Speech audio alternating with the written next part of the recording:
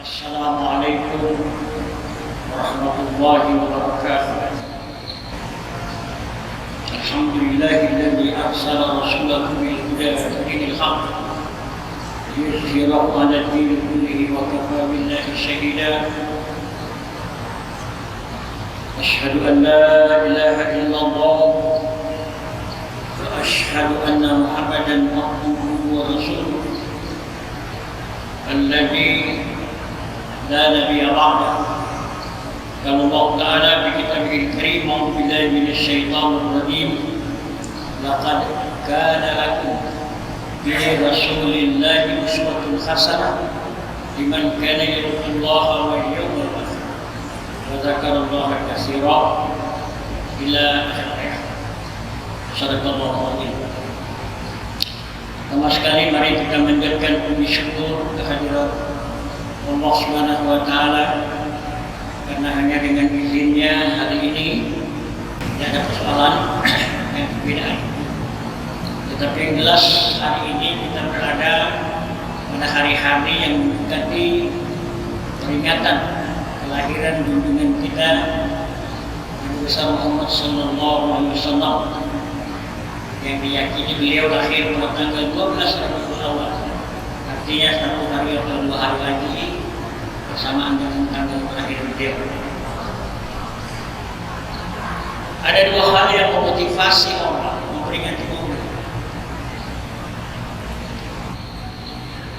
Maulid, peringatan ulang tahun ini tidak pernah dilakukan oleh junjungan kita semasa hidupnya. Nanti setelah beratus tahun kemudian baru ada penggagas peringatan Maulid. Dan peringatan Maulid yang dilaksanakan termasuk di masyarakat kita hari ini, itu paling tidak ada 2 hal yang mendorong orang peringati Maulid. Yang pertama, Surah Al-Ahzab 21 tadi saya bacakan pada muqaddimah. Laqad kana lakum fi Rasulillahi uswatun hasanah. Sungguh pada diri Rasulullah itu ada contoh teladan, ada suri teladan yang baik. Dan itu yang memproklamirkan Allah. Jadi pada diri Muhammad itu ada contoh teladan. Jadi ucapan, tindak tanduknya itu patut kita contohi. Karena semua peran dalam hidup yang dimainkan oleh beliau itu dimainkan dengan sesempurna dan sebaik mungkin, sehingga jadi contoh. Itu pertama. Yang kedua, ada hadis Rasulullah yang artinya, siapa yang mencintaiku maka akan bersamaku di surga. Rasulullah bilang, siapa yang mencintai dia itu akan bersamanya di surga. Jadi 2 ini, satu Al-Quran, satu hadis yang mendorong orang untuk memperingati. Nah, barangkali berdasarkan 2 itu tadi, penggagas peringatan Maulid ini itu melakukan peringatan Maulid. Yang pertama adalah Gubernur Irbil. Gubernur Irbil itu satu daerah di Irak.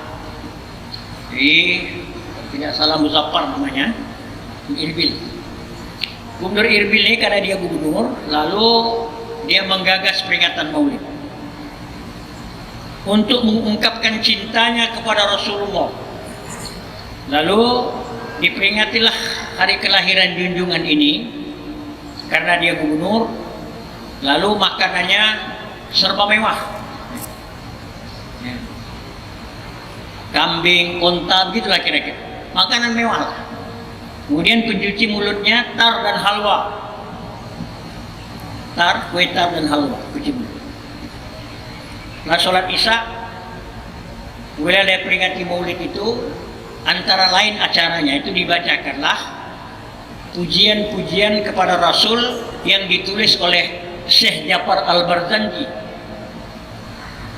Hari ini kita biasa baca kitab Al-Barzanji. Pujian-pujian kepada Rasul, menggambarkan bagaimana kepribadian Rasulullah. Dibacakan pujian-pujian itu, sejarah itu, kemudian makanlah apa yang disuguhkan oleh gubernur, dicuci mulutnya dengan tarakan hawa. Kekenyangan, karena kekenyangan lalu ketiduran, sampai banyak di antara mereka yang tidak bangun subuh. Waktu itu belum ada sejarah fajar. Tidak bangun subuh, artinya tidak sholat subuh, atau sholat subuh pun sudah kesiangan. Apakah ini bukti cinta kepada Rasul? Jawab sendiri. Jadi mengungkapkan cinta kepada Rasul itu bukan seperti cinta kita kepada lawan jenis kita, bukan seperti cinta kita kepada istri kita, bukan bukti cinta kita kepada suami kita, bukan cinta kita kepada anak kita, bukan cinta kita kepada orang tua kita. Cinta kepada Rasul adalah mengikuti syariatnya, mengikuti sunnahnya. Jadi bukan mengungkapkan cinta seperti cinta sesama kita.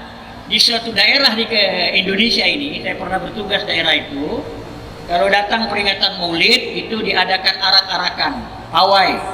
Di Pontianak juga masa kecil saya dulu begitu, ada arak-arakan. Nah, arak-arakan ini sampai sekarang masih ada di daerah itu. Lalu turunlah arak-arakan itu dengan rombongan-rombongan, dipertandingkan rombongan itu. Lalu di arak-arakan itu antara lain dibuatlah dari kain panjang itu, dibuat bentuk burung, dibuat bentuk gajah, kemudian di binatang-binatang itu digantungkan uang. Nah, yang kaya sedikit menggantungkan uang lembaran 100.000, banyak sekali. Yang kurang lagi gantungkan uang 50.000. Sudah itu uang itu dihambur-hamburkan, dibagikan, ya bagus juga membagikan kepada orang-orang memerlukan, tapi kan caranya tidak begitu. Ini adalah ungkapan dia cinta kepada Muhammad Rasulullah. Begitu caranya. Ada daerah. Di tempat kita juga ada komunitas tertentu. Bila datang bulan Rabiul Awal ini, dia, komunitas ini merasakan bahwa semacam ada kewajiban, dia mesti panggil orang ke rumahnya, peringati Maulid, biar dia berhutang. Ini di Pontianak, dia berhutang. Pokoknya peringatan Maulid seperti wajib bagi dia. Nah, semua itu adalah ungkapan mereka untuk cinta kepada Rasul.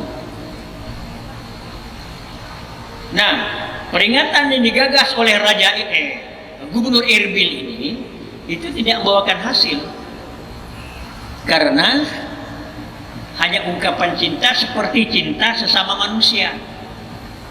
Lalu berapa tahun lagi, ratus tahun lagi setelah itu, pada waktu peristiwa Perang Salib, Perang Salib, umat Islam berhadapan dengan kaum salibis di bawah pimpinan Richard III. Richard III itu bengis, orang takut. Orang dipancung, dipotong, tidak dihargai manusia. Begitulah kalau Islam menjadi minoritas. Dipancung, dibunuh, diapakan saja. Sehingga orang Islam menjadi takut. Takut. Orang-orang Islam menjadi takut. Kita COVID aja takut setengah mati. Ya, takut. Dan di tengah ketakutan itu adalah seorang pemimpin yang mengkhawatirkan kalau kita ngendap terus, kalau kita takut terus, maka Islam semakin diinjak-injak. Maka bangkitlah beliau, dan entah ada hubungan atau tidak, tapi beliau ini juga lah memperingati peringatan Maulid adalah, dan kita kenal Sultan Salahuddin Al-Ayyubi. Peringatan Maulid Sultan Salahuddin Al-Ayyubi itu tadi entah ada hubungan atau tidak, pada tahun 1187 Hijriah, kota Yerusalem dapat direbut oleh Sultan Salahuddin Al-Ayyubi dan pasukannya. Tahun 1187 Yerusalem dapat direbut. Yang sekarang lagi hancur-hancur itu. Salah kalah Richard Lionheart, tapi dia menyusun kekuatan. Dia tidak puas dengan kekalahan itu. Dia tidak berhenti berupaya. Ya memang begitu, kalau orang kalah tidak puas, tidak berhenti berupaya bagaimana menjatuhkan lagi lawan. Maka pada tahun 1189 Hijriah, Richard Lionheart, Richard berhati singa ini menyerang balik. Tetapi syukur alhamdulillah pasukan Sultan Salahuddin Al-Ayyubi masih kokoh, masih tangguh menghadapi serangan balik Richard Lionheart. Sehingga serangan Richard pada tahun 1189 itu gagal. Karena gagal, Richard jadi jatuh sakit. Karena gagal jatuh sakit. Jadi orang kalau kalah perang, kalau kalah juga jadi emosi, jadi sakit. Jatuh sakit. Karena jatuh sakit, sebenarnya kalau mau dihabisi sama Sultan Salahuddin kesempatan. Tetapi barangkali Sultan Salahuddin Al-Ayyubi bercermin kepada Rasul. Ya. Bagaimana Rasul memimpin? Orang kalau sudah tidak berdaya, itu tidak dihabis. Gencatan senjata. Gencatan senjata. Diberhentikan menyerang Richard itu. Bahkan Sultan Salahuddin Al-Ayyubi menyamar. Dia buka baju tentaranya, dia pakai baju tabibnya. Karena Sultan Salahuddin Al-Ayyubi juga konon kata seorang tabib. Dia mendatangi Richard Lionheart, membantu mengobati Richard Lionheart pada masa gencatan senjata. Lalu setelah itu Richard berterima kasih kepada tabib ini. Terima kasih tabib. Siapa sebenarnya tabib? Saya adalah Salahuddin Al-Ayyubi. Itu jadi begitu contoh Sultan Salahuddin Al-Ayyubi. Makanya karena dia memperingati Maulid itu, kita di masyarakat Islam sekarang mengenang Sultan Salahuddin Al-Ayyubi sebagai penggagas peringatan Maulid. Nah, kita juga hari ini yang cinta kepada Rasul, memperingati Maulid dari tahun ke tahun ini, itu hendaklah ada yang kita ambil dari hikmah peringatan Maulid itu. Jadi kita sebagai seorang Muslim, peringatan-peringatan hari besar Islam yang selalu kita peringati, hendaklah ada yang kita ambil sebagai tambahan pengetahuan, sebagai tambahan ilmu untuk kita lebih meyakini tentang kebenaran dan kebesaran Islam. Peringatan Isra Mi'raj misalnya, jangan cuma mendengar ceramahnya, tapi pahami apa yang terkandung di balik Isra dan Mi'raj itu. Begitu juga Maulid ini, apa yang mau kita ambil? Kalau di kampung saya, Maulid ini sama dengan mulut dulu lah, bulan mulut katanya, karena makan terus, makan urusan dulu. Tetapi Maulid yang kita peringati hendaklah kita bercermin kepada Rasul Muhammad SAW. Itu segala peran yang dia mainkan berhasil dengan baik. Muhammad pernah menjadi pedagang di usia 20 tahun, pernah jadi pedagang sampai ke luar negeri, termasuk eksportir pada zaman itu. Dia seperti kita juga punya anak dan istri, ya. Tadi dia jadi pedagang yang sukses, membawa keuntungan yang berlipat ganda, tetapi berdagang yang jujur. Kalau dia jual kain misalnya, ada robek dia kasih tahu. Kalau kita kan ditutup-tutupi kekurangan itu. Kalau kita kan menjual barang dengan timbangan kita 1 kilo, padahal timbang orang lain cuma 9 on. Rasulullah berdagang dengan jujur, tapi untung. Kemudian Rasulullah juga seperti kita berumah tangga, dia bisa ciptakan suasana rumahnya menjadi surga, baiti jannati. Padahal rumahnya tidak seperti gedung pencakar langit. Rumahnya kecil. Bagi Bapak Ibu yang biasa ziarah ke Nabawi, pernah melihat di mana makam Rasul, itulah rumah beliau. Dia pernah menjadi kepala negara. Kepala negara yang bisa menciptakan masyarakat madaniyah. Karena negaranya itu berada di Madinah. Madinah berarti kota, tapi juga sekaligus menjadi negara. Masyarakat madaniyah itulah yang diidam-idamkan oleh orang-orang kita yang kita sebut dengan masyarakat madani. Jadi masyarakat madani itu dari kata madani. Padahal dalam negeri Madinah tidak hanya orang Islam, ada Yahudi, ada Nasrani. Tapi Rasulullah menjadi pemimpin. Dia menghargai hak-hak Yahudi dan Nasrani juga. Tercipta masyarakat negara yang baudatun, tayyibatun, warabbun rahim. Rasulullah juga sebagai panglima perang. Banyak peperangan-peperangan yang beliau langsung pimpin. Termasuk perang yang dahsyat sekali adalah Perang Badar, yang jumlah pasukan Islam tidak sebanding dengan kekuatan musuh, tapi dapat dimenangkan umat Islam. Dan banyak lagi. Jadi semua perang yang dia main, bahkan pada waktu dia menjadi anak yatim, dia bergelar Al-Amin. Tidak seperti anak yatim kebanyakan. Nah, peran-peran itu semua dimainkan. Nah, Bapak Ibu sekalian, kalau kita peringati kelahiran junjungan ini, ayo sama-sama kita bercermin kepada Muhammad Rasulullah. Mau bercermin kepada beliau sebagai apa? Oh, sebagai kepala negara jangan, karena setelah Prabowo orang rebutan masih jadi presiden. Ya. Atau mau jadi jangan, karena masih ribut juga nih, gubernur juga masih. Kita enggak, bukan kelas kita lagi. Jadi panglima perang apalagi? Di ruangan ini kita lah, kopral pun tidak, apalagi jenderal. Walaupun banyak juga perwira biasa sholat sini. Ya. Oh, bercermin kepada Rasulullah sebagai kepala rumah tangga, silahkan. Yang mana contoh? Mau kawin lebih dari satu, itu saja. Setelah itu tidak bisa menciptakan rumahnya yang baik jannati. Baru kawin 2 saja, rumahnya sudah seperti neraka, bukan seperti surga. Lalu yang mana kita mau?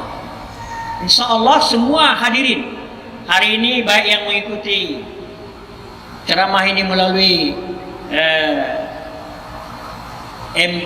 TV Mujahidin maupun mengikuti melewati Radio Mujahidin dan hadirin sekalian, apa yang perlu kita contoh? Yang perlu kita contoh adalah bercermin kepada beliau sebagai pendakwah, sebagai dai, sebagai penyebar Islam. Bercermin kepada beliau. Karena di atas pundak kita semua hari ini, baik yang ada di masjid ini maupun yang mendengar lewat televisi atau radio, di atas pundak kita itu diletakkan tanggung jawab untuk mendakwahkan Islam. Bapak Ibu semua sudah terima SK-nya, sudah terima dan yakin Bapak Ibu sudah baca semua. Tapi karena baca saja tidak tahu kalau itu SK.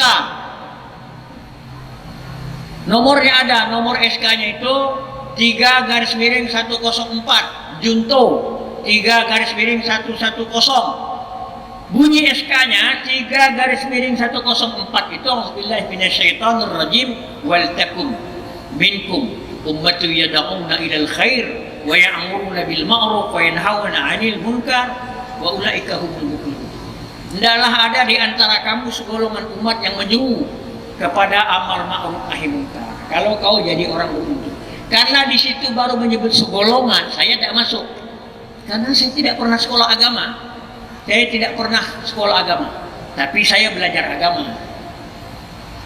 Nah, banyak di antara kita yang tidak masuk karena itu sekolah. Tapi kan ada juntonya 110 bunyinya kuntum khaira ummatin ukhrijat linnas ta'muruna bil ma'ruf wa tanhauna 'anil munkar. Kuntum, kamu semua, baik yang ada di masjid ini maupun yang lihat di televisi, mendengar di radio, kuntum, kamu semua, mau pedagang kah, mau pegawai negeri kah, mau guru kah, mau siapa saja, khaira ummatin, sebaik-baiknya umat, ukhrijat linnas, yang dilahirkan di tengah-tengah umat manusia. Kita ini adalah umat terbaik, dilahirkan di tengah-tengah umat manusia. Tapi apakah kita terbaik atau tidak tergantung. Kalau kita tidak ta'muruna bil ma'ruf, kita bukan umat terbaik. Allah sudah jadikan kita umat terbaik. Tetapi umat terbaik ini yang harus ta'muruna bil ma'ruf. Kalau tidak, jangan mengaku sebagai umat terbaik. Jadi kita harus beramar ma'ruf nahi munkar, artinya mendakwahkan Islam ini. Contohlah kepada Rasul, kepada Muhammad, bagaimana mendakwakan Islam itu. Dia sukses mendakwakan Islam. Contoh. Nah, terakhir berceramah ini, mari kita lihat apa rahasianya. Muhammad Rasulullah memperkenalkan dan mendakwahkan Islam hanya dalam tempo 22 tahun, 2 bulan, 22 hari. Kita bulatkan ke atas 23 tahun. Rasulullah mulai memperkenalkan sampai mendakwahkan Islam. Berapa ramai dia berdakwah? Dimulai dirinya sebatang kara mendakwahkan Islam. Dan belakangan baru ada pengikut banyak. Kepada siapa? Kepada orang-orang komunitas yang tidak pernah mendengar Islam, yang hatinya sudah membatu, yang sudah tidak mau lagi menerima ajaran karena dia sudah berpegang kepada ajaran nenek moyangnya. Hingga datang agama baru, mereka tolak, bahkan mereka bunuh siapa yang mengenalkan agama. Jadi resikonya berat. Kemudian, apakah Muhammad ada gelar akademis, profesor, doktor? Tidak. Bahkan kita bangga menyebut beliau sebagai Nabi yang ummi, Nabi yang buta huruf. Padahal yang buta huruf itu adalah umatnya masyarakat. Berapa lama? 23 tahun. Seorang diri memperkenalkan Islam kepada komunitas yang belum pernah mendengar Islam. Hasilnya jawab sendiri hari ini. Kalau dakwah Rasul tidak berhasil, Bapak Ibu, hari ini kita tidak Islam. Bandingkanlah produktivitas dakwah Muhammad Sallallahu Alaihi Wasallam dengan produktivitas dakwah kita hari ini. Dari segi waktu, berapa lama kita berdakwah sejak Rasul tinggalkan dunia ini? Sudah berapa lama kita berdakwah? Ribuan tahun. Siapa yang kita dakwahi? Orang-orang Islam. Orang-orang Islam. Bahkan kita takut memperkenalkan Islam kepada orang lain. Padahal nggak apa-apa. Kita takut. Wah, jangan di sini kita tidak boleh karena kita minoritas. Memperkenalkan Islam tidak ada masalah. Bukan memaksa orang, memperkenalkan boleh. Jadi audiens kita, sasaran kita adalah orang-orang yang sudah mengaku Islam. Apa gelarnya? Gelarnya banyak. Hari ini dai bergelar banyak. Profesor, doktor, kiai haji, doktor andus, bla bla bla, di belakangnya satu depak lagi gelar. Apa hasilnya? Bapak Ibu jawab sendiri, kita jawab sendiri. Kalau dibandingkan dengan produktivitas dakwah Rasul. Jadi tidak berarti apa-apa dakwah kita dibanding dakwahnya Rasul. Jangan salah nih, nanti Bapak Ibu membandingkan ini. Apa kalau begitu Ustadz ini enggak? Ini bandingannya Rasul. Lalu di mana rahasianya? Rahasianya. Ini kalau Bapak Ibu mau jadi pendakwah, ini rahasianya. Pertama, mengapa dia sukses? Pertama, Rasul mendakwahkan Islam itu yang original, yang murni, yang tidak dicampur adukkan dengan akalnya. Apa yang datang dari Allah itu yang dia sampaikan, bukan menurut akalnya. Kalau kita ini mentang-mentang kita sudah dipanggil semacam kiai, sehingga omongan kita didengar orang. Lalu menurut saya pastikan tidak boleh. Harus datang dari Allah. Itulah yang disampaikan. Sebenarnya uraian panjang ini karena singkat, kita bisa buktikan sebenarnya. Ya. Jadi Rasul apa yang datang dari Allah dia sampaikan. Karena Rasul itu bicaranya wahyu. Ana basyarum minkum, saya ini seperti kalian semua manusia, tapi mendapat wahyu. Jadi apa yang dia sampaikan adalah wahyu. Jadi kalau dia mendakwahkan Islam, kalau ada yang bertanya, ya Rasul, kondisinya begini, dia akan menjawab sesuai dengan apa yang diturunkan oleh Allah. Tidak, menurut saya hari ini Bapak, kita dipanggil ceramah ini. Kita, Pak Ustadz, berapa harga terong di pasar? Kita jawab, Pak. Karena takut dikatakan kita tidak tahu. Sebenarnya tidak bisa menjawab soal itu bukan hal yang nista, tidak boleh. Jangan kita menganggap sehingga kita jawab, sehingga menjawab pun menyesatkan. Apalagi berkaitan dengan hukum. Mentang-mentang kita dipanggil sebagai penceramah, ada orang bertanya tentang hukum, kita jawab menurut akal kita. Itu yang bikin rusak hari ini. Bikin rusak hari ini Islam. Apalagi kalau dia dibayar, Pak. Dia dibayar. Ada kawan saya bersorban, Pak. Dibayar. Dulu membela Islam setengah mati, sekarang memusuhi Islam. Kawan saya pakai sorban. Jadi apa yang disampaikan itu adalah datang dari Allah. Yang kedua adalah kredibilitas beliau sebagai orang yang jujur. Jadi walaupun ini yang kita sampaikan datang dari Allah, kita bacakan Al-Quran dan hadis yang benar, hadisnya sahih, kita baca Al-Qurannya betul, tapi kepribadian kita yang tidak menjamin, orang tidak percaya. Kita fasih baca Quran, kita betul sampaikan Quran, tapi terkadang kepribadian kita, misalnya orang dipaksa untuk sedekah, orang tidak mau mendengar. Ini sedekah untuk siapa? Jangan untuk dia. Jadi kepribadian, walaupun disampaikan Al-Quran hadis yang betul, kalau kepribadian tidak benar, dakwah tidak akan sukses. Yang ketiga adalah metode, dan saya tidak sampaikan panjang ini, udah kelewatan waktunya. Insya Allah kalau masih ada waktu lagi kita lanjutkan. Ya. Yang ketiga adalah metode. Pertama adalah originalitas, ya, yang disampaikan datang dari Allah. Yang kedua adalah kepribadian. Yang ketiga adalah metode dakwah Rasul. Itu nanti. Terima kasih banyak Bapak Ibu, mohon maaf kalau ada kekurangan. Yang salah datang dari saya, yang benar insya Allah semua datang dari Allah Subhanahu wa taala. Nasrun minallah fathun qarib. Assalamualaikum warahmatullahi wabarakatuh.